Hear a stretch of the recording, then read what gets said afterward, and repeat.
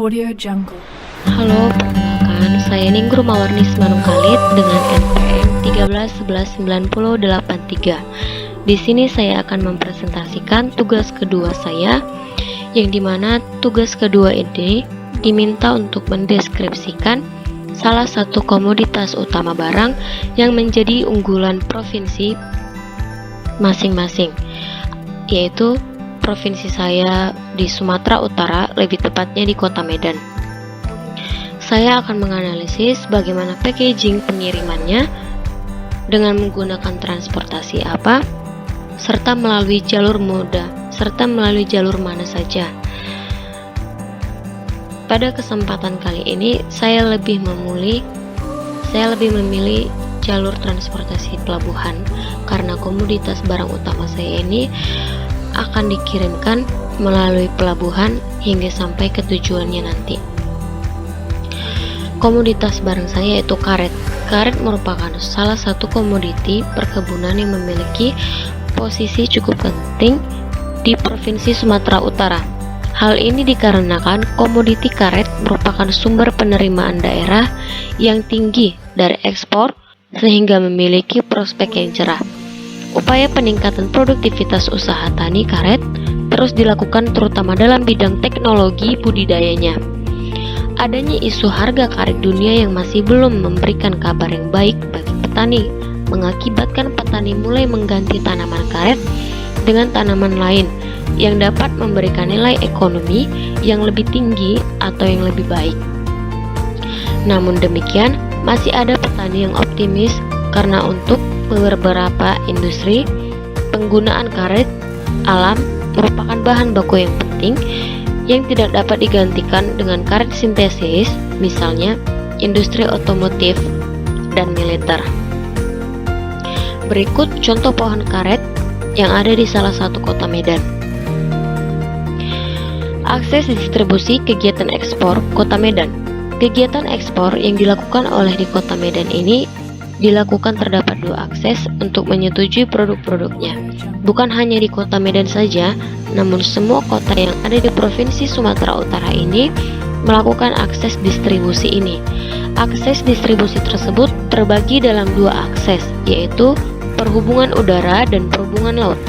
Perhubungan udara dilakukan di bandar udara yang dilakukan di Provinsi Sumatera Utara.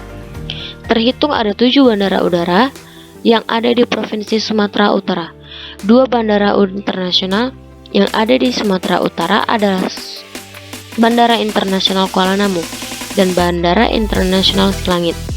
Sementara untuk akses distribusi melalui jalur laut, Provinsi Sumatera Utara ini menggunakan pelabuhan. Terdapat 6 pelabuhan terbesar yang ada di Provinsi Sumatera Utara. Salah satunya adalah Pelabuhan Belawan atau Pelindo yang terletak di Kota Medan.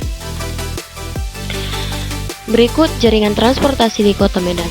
Salah satu jaringan transportasi di Kota Medan yaitu jaringan kereta api DSM merupakan sarana transportasi yang dibangun oleh Deli Metal Pitch untuk mendukung industri perkebunan yang berkembang pesat di Sumatera Utara. Perusahaan kereta api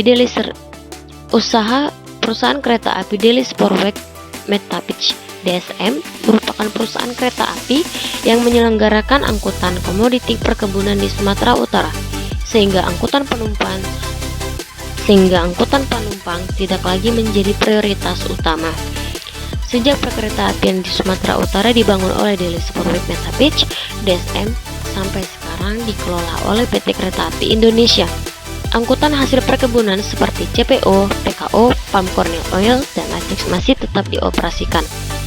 Adapun jalur-jalur kereta api, bahkan sejak zaman DSM dibangun sampai masuk ke area perkebunan dan pabrik pengolahan kelapa sawit yang kini milik PT Perkebunan Nusantara, PT PN 3 dan PT PN 4. Tidak hanya perusahaan BUMN seperti PT PN 3 dan PT PN 4, beberapa perusahaan swasta juga telah menjalin kerjasama angkutan CPO dan latex dengan PT Kereta Api Indonesia atau Persero. Karena tidak ada jalur kereta api yang masuk ke kawasan perkebunan tersebut atau pabrik pengolahan milik swasta tersebut.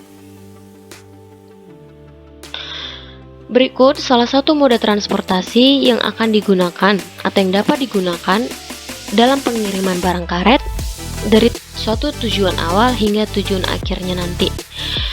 Moda transportasi yang bisa digunakan untuk mengangkut komoditi karet ini yaitu dimulai dari truk tangki, kemudian dipindahkan ke stasiun dan diangkut oleh gerbong kereta api. Maka proses pengangkutannya dibawa dengan truk tangki ke stasiun terdekat. Selanjutnya, muatan tersebut dipindahkan ke gerbong ketel atau GK untuk kemudian dibawa ke pelabuhan Belawan. Selain dengan gerbong ketel atau GK, pengangkutan CPO juga bisa digunakan dengan gerbong datar atau GD. Hanya saja, tangki yang digunakan untuk memuat CPO harus didesain menjadi tangki kontainer atau tank container, sehingga bisa diangkat dan diturunkan dengan reach tanker atau gantry crane. Baiklah, sekian dan terima kasih. Berikut dari hasil presentasi saya. Bila ada kesalahan kata ataupun tindakan, saya mohon minta maaf dan terima kasih.